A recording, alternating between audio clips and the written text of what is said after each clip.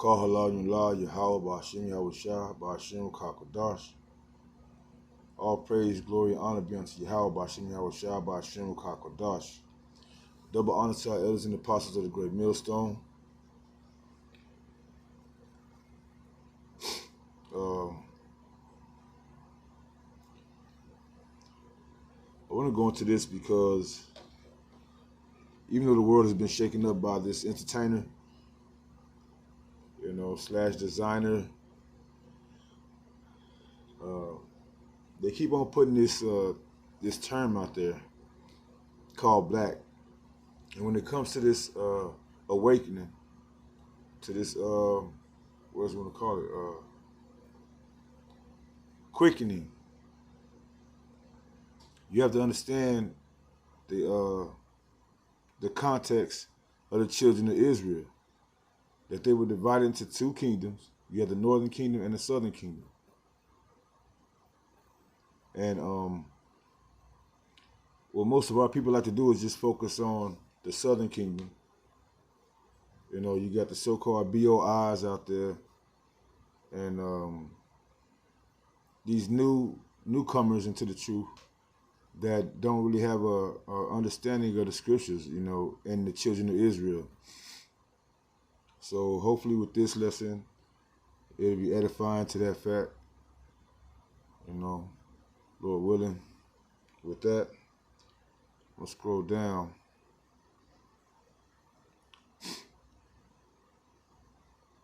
The journey from colored to minorities to people of color.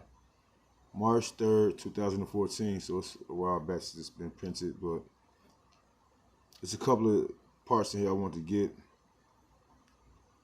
See if I can remember where they are at.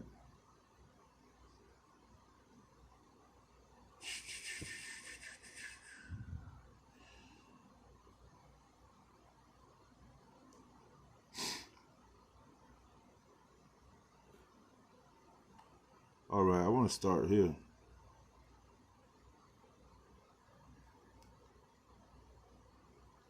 Yeah, I'm going to start right here.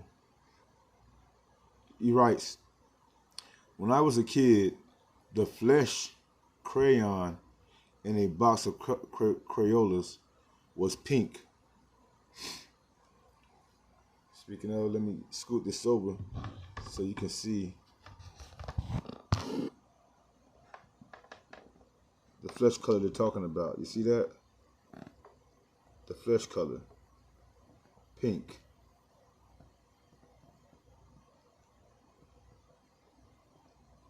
And we know that pink is a derivative of red. And look at Eve and Esau. Look at her hair, man. Our people are through. In this time, our people are through. Straight through, right? But the flesh crayon in the box of Corollas was pink, because that's what most of their characters appear to be. According to them, that's what the flesh meant or whatever. But when you go deeper into the knowledge and the information of the lack of pigment, or what they call it, the word escapes me right now. Melatonin or something like that, to that effect. But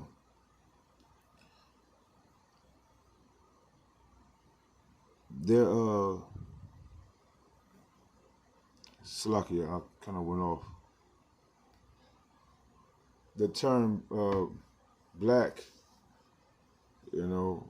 was only referred to as dark-skinned or so-called African people. Put it that way. But as culture has went on, we're gonna go down. I want to read this.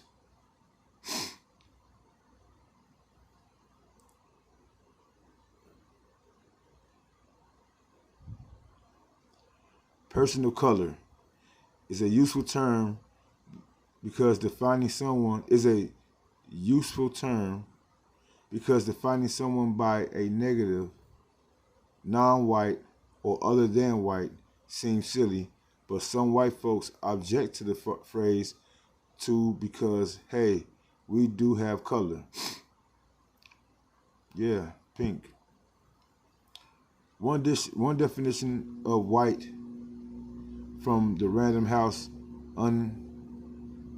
unabridged dictionary is marked by slight pigmentation of the skin, slight or none, and the term seems to be replacing minorities. Which makes sense, since minorities can be a demographic inaccuracy. In U.S. history, person of color has often been used to refer only to people of African heritage. Today, it usually covers all and or any people of African, Latino, Hispanic, Native American, Asian, or Pacific Island descent, and its intent is to be inclusive. The point I want to make with that is the children of Israel, the northern kingdom and the southern kingdom,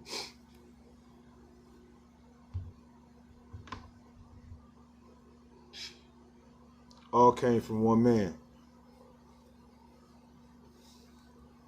Jacob, later named Israel. And you can read 1 Kings 16 and 21, where it mentions that there were two people, that the people of Israel were divided into two parts. And you can also get Ecclesiasticus in the Apocrypha, chapter 47, verse 21. We'll read the whole chapter 47 to read the account of how Israel was separated into two different kingdoms. And concerning the black thing, we'll get back to this black thing. Like, you had, like I said, entertainment. I'm trying not to say these people's names because I don't want to give them any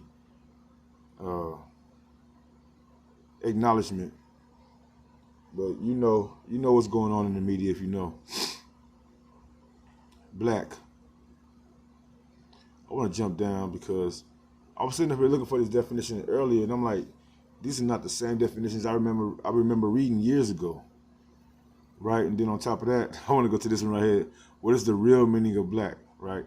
The color black represents strength, seriousness, power, and authority.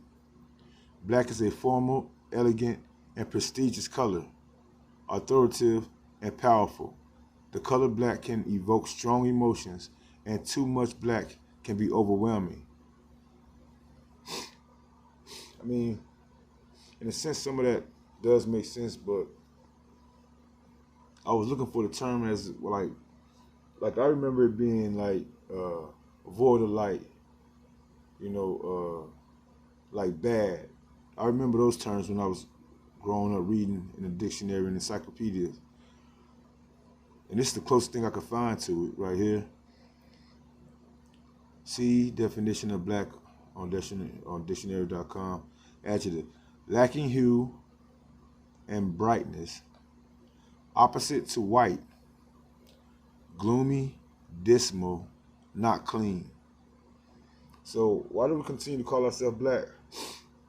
To some people that's supposed to be so intelligent, have all the knowledge. You got your scholars and your entertainers, and you got your doctors, you got your teachers and everything. They still like to go by this term.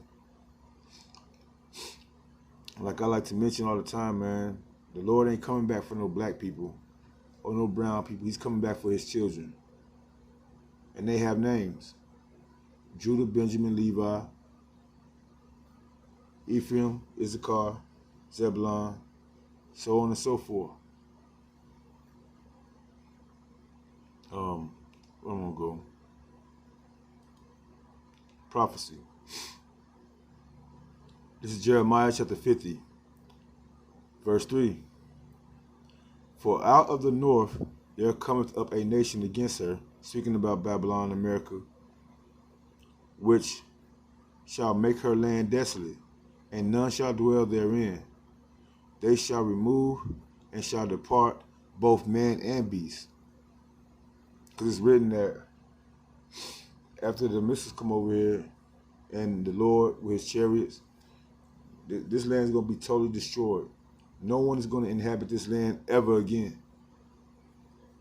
It's going to be left as a memorial to the world of how wicked America was, and not to go back into that state. You know, it's also, America is also known, or Babylon the Great is also known as spiritual Egypt and Sodom. You know, and you know what the Lord did to Egypt and what he did to Sodom. And to this day, those areas, or the time that those things happen, the world is talking about it to this day. So imagine how bad America is going to get taken out. Verse 4. In those days and in that time, saith the Lord, the children of Israel shall come, they and the children of Judah together, going and weeping. They shall go and seek the Lord their God, which is what we're doing right now. They shall ask the way to Zion with their faces there thitherward, saying, come and let us join ourselves to the Lord in a perpetual covenant that shall not be forgotten. Yes, that's the covenant that we're going into now through Yahweh Shah.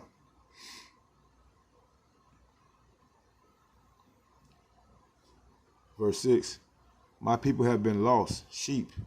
Their shepherds have caused them to go astray. They have turned them away on the mountains. They have gone from mountain to hill. They have forgotten their resting place. Yeah, you know, we've been to this country, this government, that government. But now the Lord is drawing us back to him. And I want to jump from there. And that's where we're going, man. We're going back home, Lord willing. You know, we are part of that number on the first trip. I mean, one way or the other, we all going back home. But it's in our hopes to be, you know, fully forgiven and chosen by Yahweh Shem Yahweh Shai to be on his chariots when they come back, to avoid the destruction. You know, I'm going to go, matter of fact, yeah, let me go here. Woe unto them that decree unrighteous decrees and that write grievousness which they have prescribed. You know, calling us black, Latino, calling us African American or Latino, Latin American, and all these terms, man, that don't really fit us, man. Give us our right name. But no, they're not going to do that. You know, that's too much. You know, they believe, or they want the world to believe that they are the people.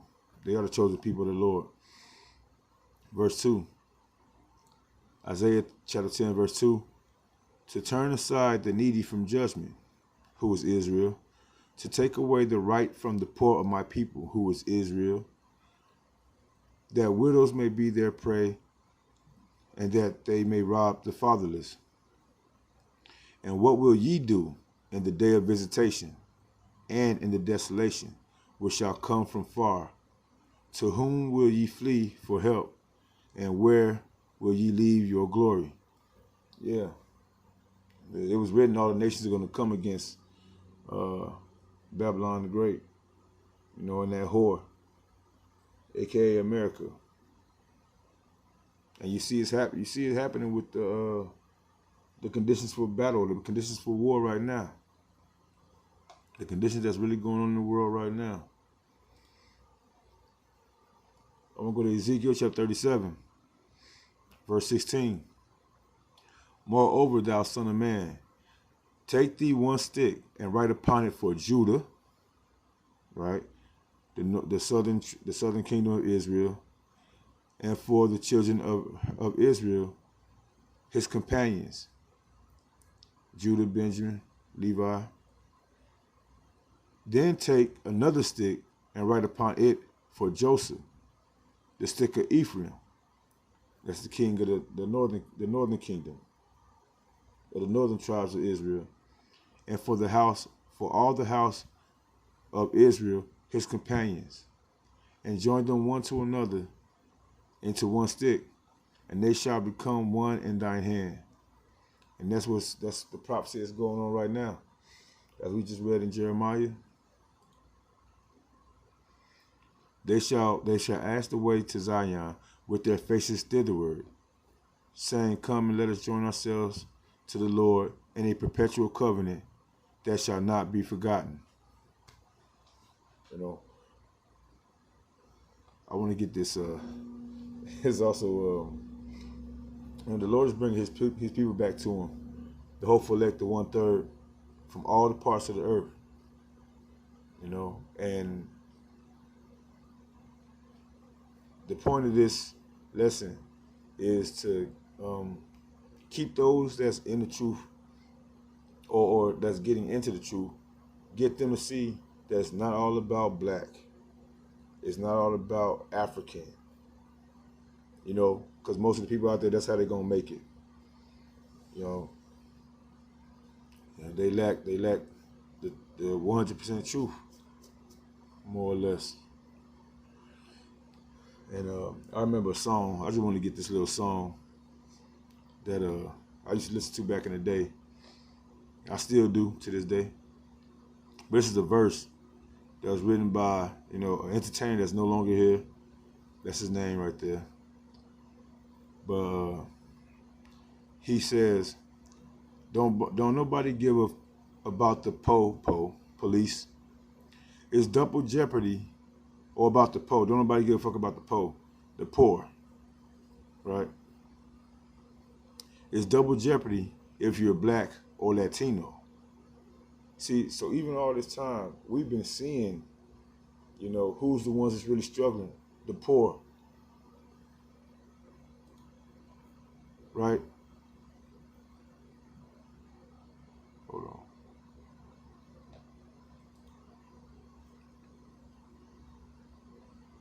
Oh yeah, that's the one I wanted to get to. I'll get that 1 minute.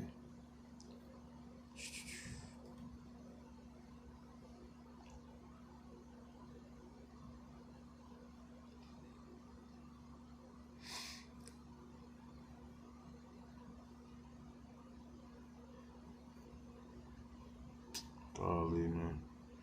I lost it like that.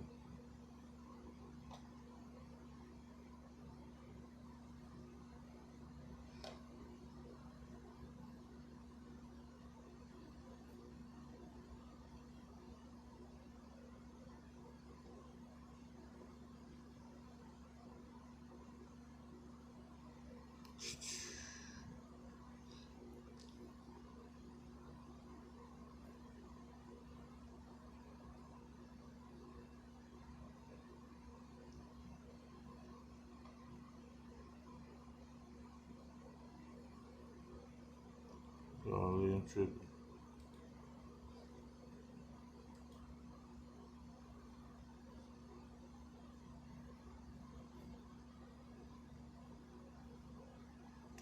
All right, Salakia. I'm going off. If I'm reading this, it's double jeopardy if you're black or Latino. They got drugs in the slums, got us killing one another over crumbs. Think I'm lying? Well, I got proof. Name a section in your city where minority groups, and I'm gonna show you prostitutes, dope, and hard times, and a murder rate that never declines. And that's why we keeping our focus on the Lord now. That's why he's calling back his children, his people. Jeremiah chapter 3:18. In those days the house of Judah shall walk with the house of Israel, and they shall come together out of the land of the north to the land that I have given for an inheritance unto your fathers. Yeah, that's what we're looking forward to. All right. So to all of you, to the newcomers that's coming into this truth, that's only been told that the children of Israel is black or African. I hope this lesson is edifying, and I hope these scriptures is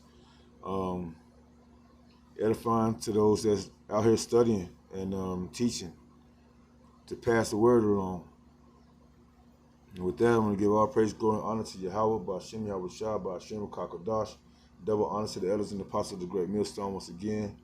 Shalom. Shalom to the hopeful elect of Israel. And Barakatah to the brothers doing the work on the highways and the hedges and these lessons. And Shalom to the Aqua, listening and learning. Until then, until next time, Lord willing, endure. Abu Ratazar, endure.